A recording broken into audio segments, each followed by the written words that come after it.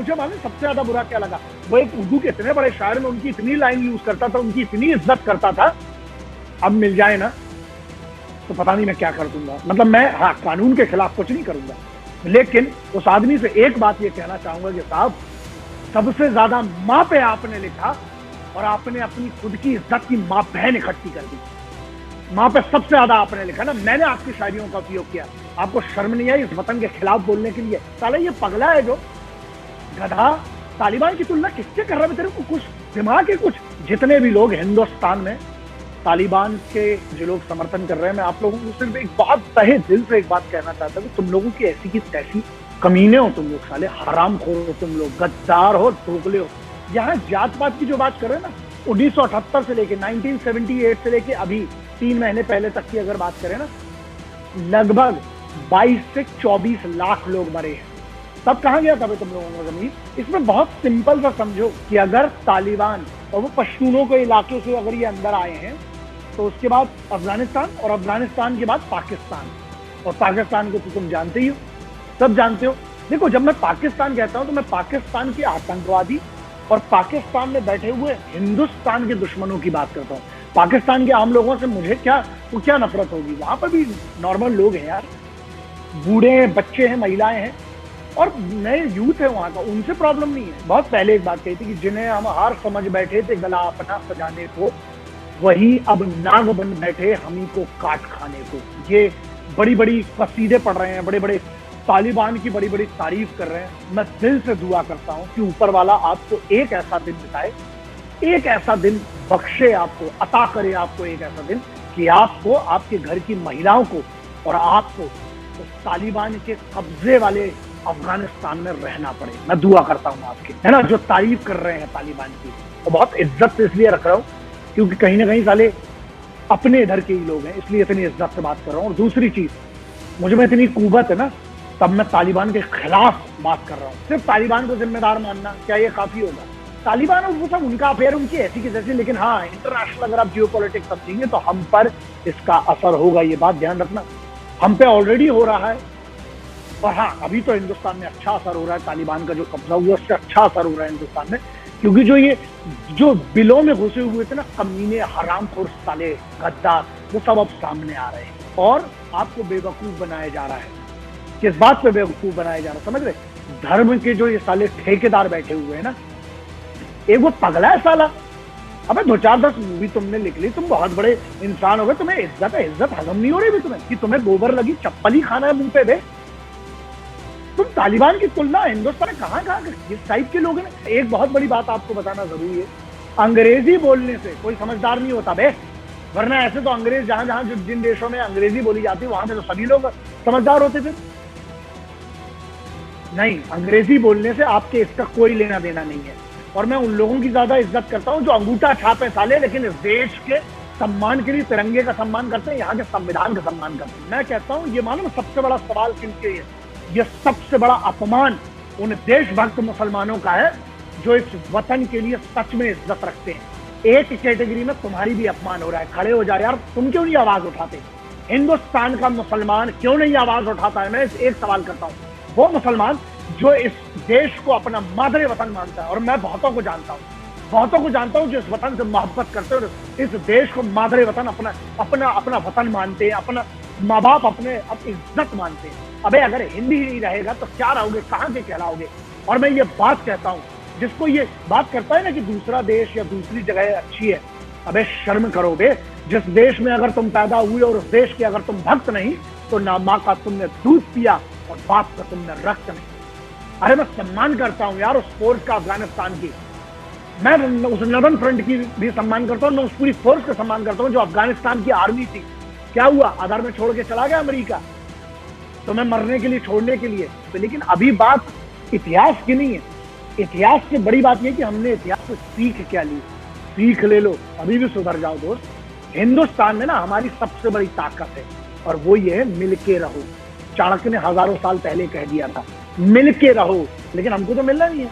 इसमें तुम साले पॉलिटिक्स ढूंढ लोगे। और तालिबान को इतना बड़ा हीरो बनाने वाला कौन है? मीडिया। कसीदे पड़े गए हैं तालिबान का, ऐसा बताएगा कि बहुत बड़े सुपर हीरो साले। अबे आतंकवादियों को, और ये दगा है अमेरिका का एक दबा है। रोटी, पता है ना, जो निवाला, इस पे क्यों कोई बात नहीं करता? जो मेन मुद्दे हैं ना हमारे पास, सब उस पे भटक जाते हैं। तुम लोग एक काम करो, बस राजनीति में ना, राजनीति का शिकार होके आने वाली पीढ़ियों के लिए जवाबदार कौन होगा, ये आप सोचो। निदान सॉल्यूशन क्या है मैं बताता हूँ। मैं हमेशा सिर्फ प्रॉब्लम पे बात नहीं करता हूँ, क्योंकि मेरा भरोसा ये है कि आप अगर सिर्फ प्रॉब्लम पे बात करते हो तो आप सबसे बड़ी प्रॉब्लम। अभी एक बच्ची है, मैं उसका नाम नहीं लूंगा, जिसका दिल्ली में बलात्कार हुआ है ना, और उसकी लाश को फेंक दिया गया। फिर एक उसका आशिक खड़ा हो जाता है, एक पति खड़ा हो जाता है जो उसके परिवार वालों को नहीं पसंद। मैं उसका नाम नहीं लूंगा क्योंकि सुप्रीम कोर्ट ने कहा है आप किसी भी पीड़िता का नाम नहीं उछाल सकते। आज एक महाराष्ट्र में एक ऐसा केस हुआ है, फिर वहां दिल्ली में हुआ, क्या हो गया?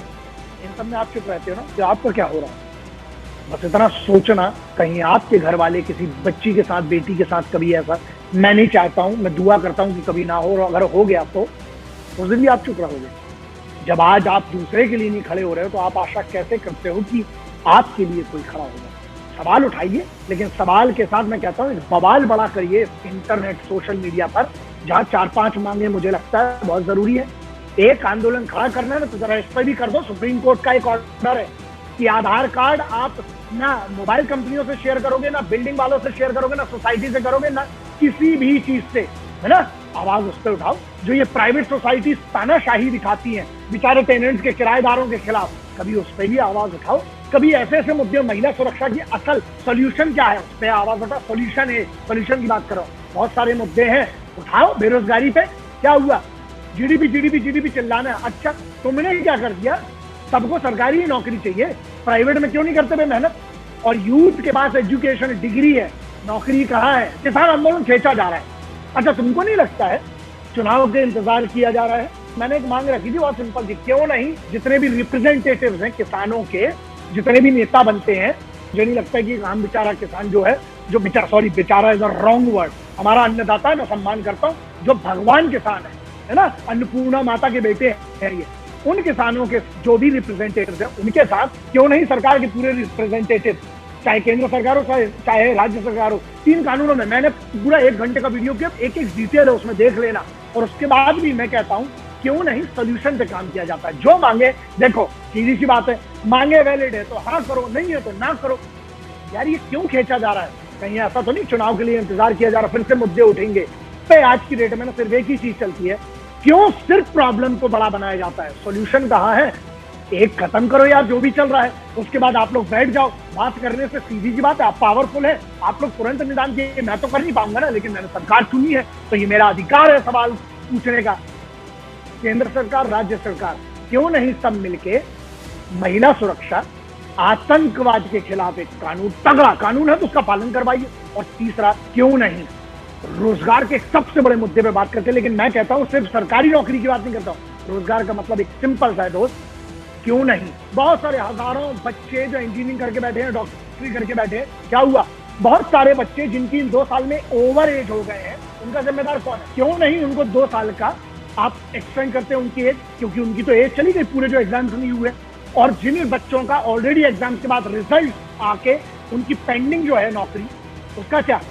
इसके लिए जिम्मेदार क्या है? और ये सिर्फ केंद्र सरकार नहीं, राज्य सरकारों में भी पेंडिंग है।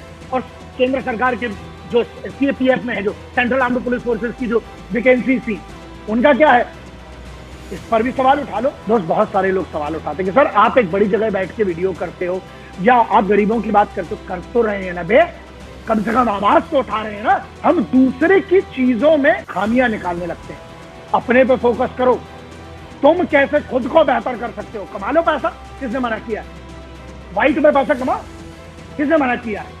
नहीं, हम तो दूसरे पे सवाल उठाएंगे। तो यहाँ पर है, या तो दूसरों की बुराइयों में लगे रहो, या बेहतर है सब मिलकर अपनी बेहतरी कर लो, देश की बेहतरी। जब तुम खुद जाओ ना, जब तुम्हारे घर में पैसा हो, जब तुम्हारे घर में रोजगार होगा, जब तुम्हारे घर में स्वास्थ्य अच्छा होगा लोगों का, जब तुम्हारे घर में बूढ़े माँ बाप के लिए तुम्हारे पास वक्त होगा, जब तुम्हारे पास सब कुछ होगा जिससे तुम्हें खुशी मिलती है। तुम्हें पता है हिंदुस्तान का सबसे पुराना आशीर्वाद क्या है? खुश रहो। तो सबसे पहले खुशी के लिए जो जितनी चीजें लगती है ना, उस पर फोकस क्यों नहीं करते हो?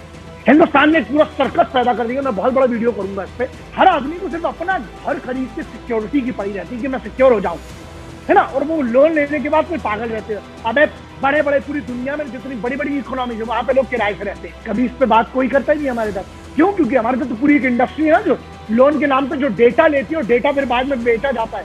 बहुत सारी चीज है बे, एक बार आने तो दो जरा। डेटा प्राइवेसी का पूरा एक एक्ट आने तो फिर देखो। और बहुत सारे ऐसे आए हैं एक्ट जो पास हो गए हैं।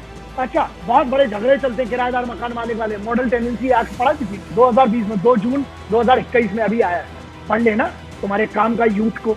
यार अपने अधिकारों को जानो। मैं कहता हूं अपने बच्चों को ना भले ही अंग्रेजी medium, Hindi medium, Urdu Punjabi medium में मत डालो, संविधान जरूर पढ़ाना। अगर आप चाहते हो कि ये देश बेहतर हो ना, आपको अपने अधिकार जानना पड़ेंगे। मैं हाथ जोड़ के एक चीज, जो लोग मुझे जितने लोग प्यार करते हैं, इज्जत देते हैं, सम्मान देते हैं, जो गाली भी बकते हैं उससे भी फर्क नहीं पड़ता। मेरी तरफ से बहुत बहुत आप लोगों को धन्यवाद, क्योंकि आप मेरी आवाज को आगे बढ़ाते हो। मैं कभी अपने, लोग कहते हैं ना फॉलोअर्स, मेरे लिए परिवार हो यार आपसे। मैं दिल से कह रहा हूँ ये बात, सौगंध खा के कह रहा हूँ यार। इस माटी का जो भी इज्जत और माटी में जो भी पैदा हुआ है ना, और जो इस वतन से, तिरंगे से और इस माटी से मोहब्बत करता है ना, वो मेरे भाई बहन है। इसलिए मेरी तरफ से आप सबका धन्यवाद, बहुत बहुत धन्यवाद कि आप इस बात को समझते तो हैं। और दोस्त सब अपने हैं, मिलके रहेंगे ना तो ये ताकत बहुत बड़ी है। बटने मत देना, जिम्मेदारी आपकी है। मैं अपना काम कोशिश कर रहा हूं करने की। सिर्फ हंगामा खड़ा करना मेरा मकसद नहीं है। मेरी कोशिश है कि ये सूरत बदलनी चाहिए। अरे मेरे सीने में नहीं तो तेरे सीने में सही हो, कहीं भी आग लेके नाग जलनी चाहिए। दुष्यंत साहब की दिलाएंगे दोस्त, आग मत जलने देना। अब तक आग है तब तक अपना वतन जिंदा है। और ये हिंदुस्तान के लिए ना जो कर पाऊंगा दोस्त, कोशिश जरूर करूंगा। तो मैं उस गिलहरी की बात कर रहा हूं। मेरे लिए वो गिलहरी बहुत बड़ी इंस्पिरेशन है। कौन है वो गिलहरी? जब नल नील खड़े हो, एक गिलहरी क्या करती है, रेत में बार बार लपटती है और लौट कर जाती है, फिर वहां पर समंदर में अपनी रेत डालती है, फिर नहाती है, वापस आती है, फिर जाती है। तो एक बानर पूछता है उनसे कि अरे पागल, तेरी क्या कर रही थी? बोलती मैं राम सेतु में अपनी रेत पे डाल रही हूँ, राम सेतु बनने में मदद कर रही हूँ। तो वो बानर कहता है कि तेरे को पता है तेरी रेत से थोड़ी कुछ होगा। तो वो क्या कहती है, वो गिलहरी, वो ये कहती है कि मालूम है मुझे कि मेरी इस रेत डालने से सिर्फ कुछ नहीं होगा, लेकिन जब इतिहास लिखा जाएगा, जब राम सेतु की जब बात होगी, तब ये कहा जाएगा कि भगवान श्री राम के उस राम सेतु में मैंने बानरों की और भगवान राम की मैंने पैरों में अपनी मदद रखी थी, अपनी कोशिश की थी। मैं वो छोटी सी, मैं कोशिश करता हूँ कि उस गिलहरी के बराबर अपने वतन के लिए कुछ करता हूँ। और कुछ करने की मेरी औकात नहीं है। और मुझे ये भी फर्क नहीं पड़ता इतिहास मेरे बारे में क्या कहेगा। बस मैं अपनी कोशिश के लिए जिम्मेदार हूं, क्योंकि वो मैंने वचन दिया अपनी माँ को, इस भारत माता को। मेरे लिए माँ है दोस्त, और जितनों के लिए है। मैं आपके लिए जो कर पाऊंगा, मेरी जो औकात है, जितनी भी छोटी मोटी, मैं कोशिश जरूर करूंगा कि हमें आवाज तो उठाना पड़ेगी दोस्त, है ना। अब बात यह है, जो साथ में है तो ठीक है, जो खिलाफ भी है, चल तेरी भी कोई बात नहीं, तेरी भी इज्जत जब तक तू मेरे खिलाफ पे चलेगा। जब वतन के खिलाफ होगा ना, वक्त आने पे बता देंगे, अभी नहीं। वंदे मातरम, जय हिंद, वंदे मातरम, इंकलाब जिंदाबाद, भारत माता की। आप सभी को मेरा धन्यवाद। घर में सभी को मेरा प्रणाम कहिएगा।